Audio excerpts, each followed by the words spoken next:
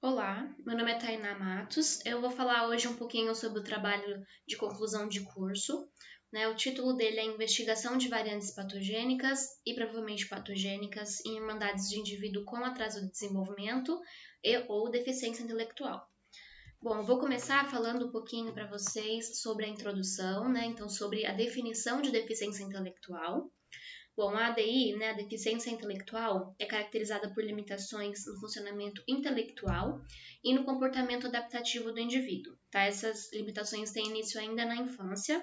Essa definição é da Associação Americana de Deficiência Intelectual e de Desenvolvimento. Então, a criança vai apresentar desde limitações no funcionamento intelectual, cognitivo, então no raciocínio, aprendizagem, e também no comportamento adaptativo, na capacidade daquela criança de se adaptar a certas situações, Então, por exemplo, a vida em casa, com a família, na escola, a comunicação daquela criança, vai ser limitada, enfim.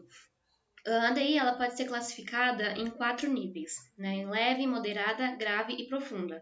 E a classificação entre esses níveis ela é feita de acordo com o teste de QI, de coeficiente de inteligência. Então, esse teste vai gerar um valor numérico, e esse número vai dizer em qual desses níveis a ADI do indivíduo se encaixa melhor. É importante falar que nas crianças com menos de 5 anos, o teste de QI não é aplicável. Então, nesses casos específicos, o termo correto para o diagnóstico clínico não é deficiência intelectual, mas sim atraso de desenvolvimento, até que essa criança cresça e possa realizar esse teste de QI e ter a sua deficiência intelectual classificada entre esses níveis. Bom, etiologia da DI. Existem duas principais causas, as causas genéticas e as causas ambientais. Quando a gente fala de causas ambientais, nós estamos falando desde os fatores pré-natais, como, por exemplo, infecção materna durante a gravidez, traumas, enfim. Tem também as complicações durante o nascimento, hipóxia neonatal, e também os fatores pós-natais, então infecções na criança, como, por exemplo, a meningite, desnutrição, traumas, entre outros. Porém, as causas genéticas elas são tidas como a causa mais frequente para a DI. E quando a gente fala dessas causas, a DI pode ser causada por vários tipos de mutações em diversos genes. Então, por isso mesmo a gente fala que é uma condição de extrema heterogeneidade genética. Tá? Vou falar um pouquinho sobre as técnicas utilizadas para a investigação de DI, para o diagnóstico molecular da DI. Existem 3 principais técnicas, de cariótipo, CMA e NGS. A técnica de cariótipo é uma análise citogenética. Ela permite a análise dos cromossomos, em microscopia, e isso permite a detecção de alterações cromossômicas, ou seja, no genoma inteiro, alterações a níveis em parte do cromossomo ou envolvendo o cromossomo inteiro.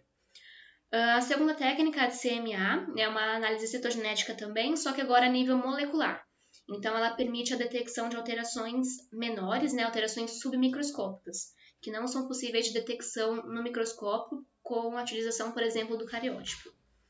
E a terceira técnica, de NGS, seria a técnica de sequenciamento de nova geração, em especial o sequenciamento de exoma, que eu vou falar mais um pouquinho no próximo slide. Bom, o sequenciamento em si é uma técnica que permite a determinação de uma sequência de nucleotídeos de um determinado fragmento de DNA. Então, o sequenciamento de nova geração surgiu justamente para permitir que isso fosse feito em larga escala. Então, o sequenciamento massivo, paralelo de milhares de sequências de DNA. Quando a gente fala em diagnóstico molecular para DI, uma das principais técnicas utilizadas é o sequenciamento de exoma. Tá? Esse sequenciamento ele permite a detecção de variantes presentes ao longo de toda a região codificadora do genoma. Então, toda aquela região que é responsável pela produção de proteínas, através da transcrição e da tradução, essas regiões vão ser sequenciadas, tá? Esse tipo de tecnologia, esse sequenciamento de exoma, permite a detecção de variantes de nucleotídeo único, ou seja, substituições, trocas de um único nucleotídeo, e também deleções e inserções menores que 1000 pares de bases. Então, na deleção, você tem alguns nucleotídeos a menos naquele DNA, e na inserção, vai ter alguns nucleotídeos a mais naquele DNA. Aqui tem uma imagem, a gente consegue ver justamente isso, os exons sendo sequenciados. aqui em roxo, né, essas regiões codificadoras, e aqui embaixo as reads, né, que são as sequências de DNA que são sequenciadas, né, os fragmentos de DNA sequenciados e que são alinhados para determinar essa sequência de nucleotídeos. Bom, quando a gente fala de sequenciamento de exoma para o diagnóstico molecular da DI, né, a gente tem uma taxa de diagnóstico em torno de 30%, tá? E é uma taxa consideravelmente alta em comparação às outras técnicas utilizadas, e a tendência é que essa taxa aumente com o tempo, né, com o uso de outras técnicas de sequenciamento, como, por exemplo, o sequenciamento de genoma, né, que faz o sequenciamento não só dessas regiões codificadoras, né, faz o sequenciamento de todo o genoma.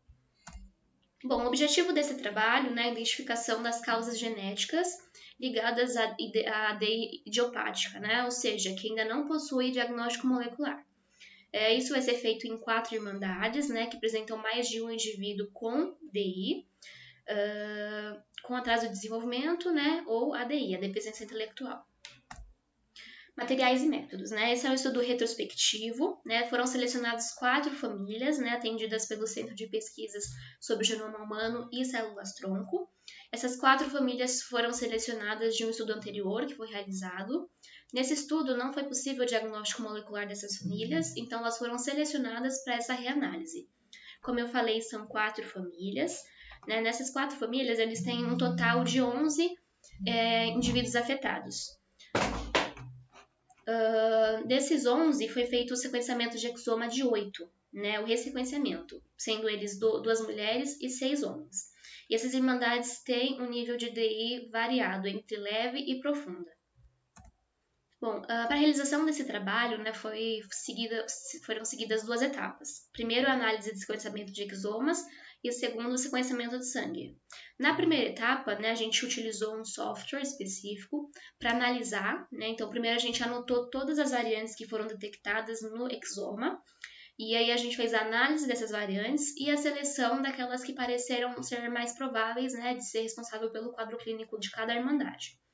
E depois, né, a gente fez o sequenciamento de sangue, né, a gente sequenciou somente as regiões específicas onde são localizadas essas variantes, justamente para validar a presença dessas variantes no DNA dos irmãos, ou seja, para verificar se o que a gente viu no exoma, né, era real, realmente existia, e também por estudo de segregação da variante na família. Então, para a gente analisar se aquela variante está presente nos indivíduos afetados, né, e se os indivíduos não afetados, né, eles não herdaram a variante.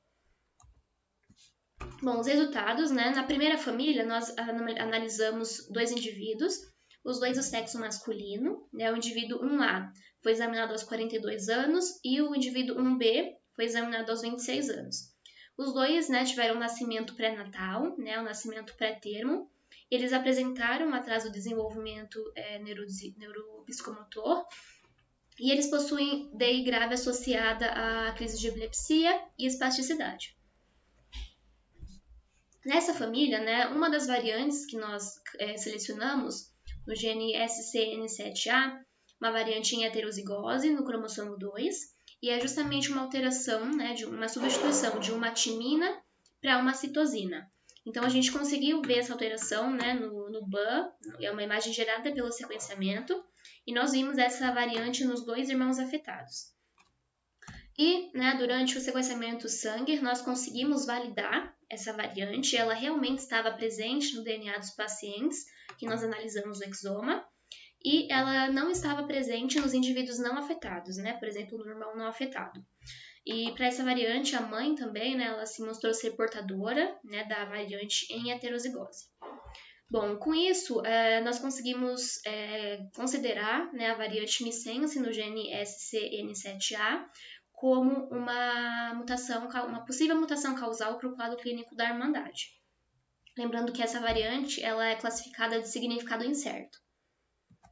Na família 2, né, foram analisados 2 indivíduos.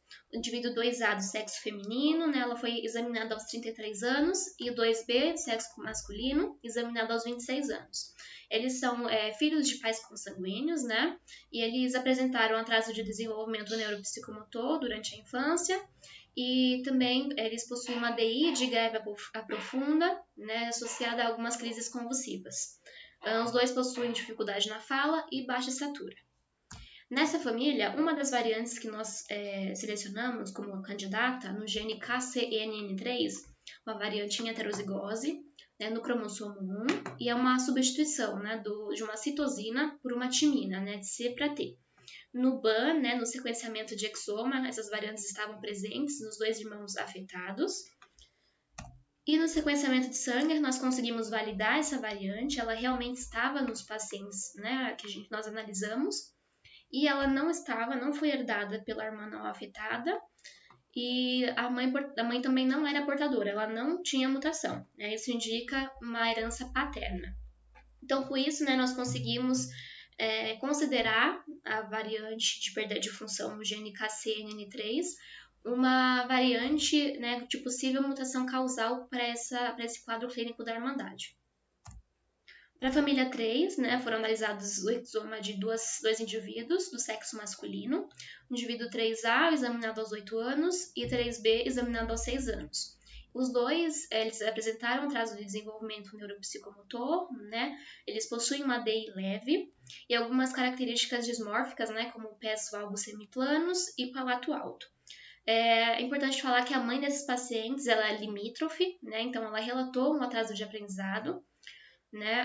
Para essa família foi feito o sequenciamento de sangue também dessas duas variantes, entretanto, as duas foram descartadas, tá? Justamente porque a variante não segregou conforme o fenótipo. Então, a gente consegue ver que na primeira variante, no gene C1, essa variante ela não foi herdada por um paciente afetado. Né? Então, um dos irmãos que apresentava DI, ele não apresentou a variante. E na segunda variante, no gene BCOR, né, um dos irmãos não afetados, que não apresentavam ADI, ele herdou a variante. Tá? Por esse motivo, essas duas variantes foram descartadas. Na família 4, né, 2 pacientes analisados, né, um do sexo masculino, paciente 4A, ele foi examinado aos 17 anos, e a paciente 3B, do sexo feminino, foi examinada aos 15 anos. Esses irmãos, eles apresentaram um atraso de desenvolvimento neuropsicomotor, né, eles possuem uma DI leve, associada a crises convulsivas, e a mãe desses pacientes, ela relatou que teve uma dificuldade escolar, né, durante o período escolar dela, e também apresentou crises convulsivas dos 11 aos 15 anos. Para essa família, né, a variante candidata no gene HOWE1, né, uma variante num gene ligado ao cromossomo X, né, é uma inserção de 3 nucleotídeos, TCC. Nessa família, essa variante foi vista, né, no sequenciamento de exoma dos 2 irmãos afetados, analisados. E no sequenciamento de Sanger, nós conseguimos validar a variante e também confirmar a segregação na família conforme o fenótipo. Tá? É interessante ver nesse caso que é uma inserção de 3 nucleotídeos, né? De uma timina e 2 citosinas. Então, os indivíduos eles possuem, né, uma repetição, né, de 5 sequências de GGA no DNA. E nos indivíduos afetados, eles possuem uma repetição a mais, né? Então, tem uma sequência a mais de GGA. Tá? Como aqui a gente está vendo a fita reversa, então essa inserção não é TCC, né, como a gente viu. Tá? Como está na fita reversa, ela é uma inserção de GGA. Tá? Então, a gente consegue ver que essa inserção estava presente no DNA dos 3 pacientes afetados e também no DNA da mãe portadora. Né? Isso confirma o que a gente viu, né, que a mãe relatou que também teve crises convulsivas. Então, ela é portadora também da variante. Com isso, essa variante missense, né, no gene HOWE1, ela é uma variante classificada, né, como de significado incerto, e ela foi considerada uma possível mutação causal para o quadro clínico da Irmandade. Bom, a discussão, né, com essa reanálise de exoma e com o estudo de segregação, foi possível a identificação de uma variante, né, possivelmente responsável pelo quadro clínico, né, de cada uma de 3 irmandades, né, que apresentavam DI. 2 dessas 3 variantes, né, elas ainda precisam de uma reavaliação clínica, né, para que a gente possa estabelecer uma relação entre o fenótipo, né, entre o quadro dos pacientes com o genótipo deles. Em uma das famílias, né, a variante no gene HOWE1, ela é uma forte candidata, né, a causar deficiência intelectual ligada ao cromossomo X, né, isso na família 4. Bom, conclusão, né, nesse trabalho, né, nós podemos investigar as causas genéticas associadas a quadros clínicos de DI sindrômica, né, de deficiência intelectual sindrômica, em 4 famílias com indivíduos, né, com irmandades afetadas. Foram identificadas, né, variantes tanto de significado incerto como provavelmente patogênicas em 3 dessas 4 irmandades, tá? E essas variantes são consideradas fortes candidatas, né, por serem responsáveis pelo quadro clínico. Os resultados apresentados, eles demonstram, né, a relevância, a importância do teste de sequenciamento de exoma, né, principalmente em condições como ADI, né, que são condições geneticamente heterogêneas. E por último, né, esses resultados permitem também demonstrar a importância de uma reanálise periódica, né, de dados genômicos que inicialmente deram negativos, né? Então, que inicialmente não foi possível o diagnóstico molecular. Então, é importante você fazer uma reanálise desses dados depois de um certo tempo. Bom, é isso. Queria agradecer a atenção de vocês. Muito obrigada. Tá? Para quem tiver alguma dúvida ou sugestão, vou deixar o meu e-mail aqui para contato. E é isso. Muito obrigada pela atenção.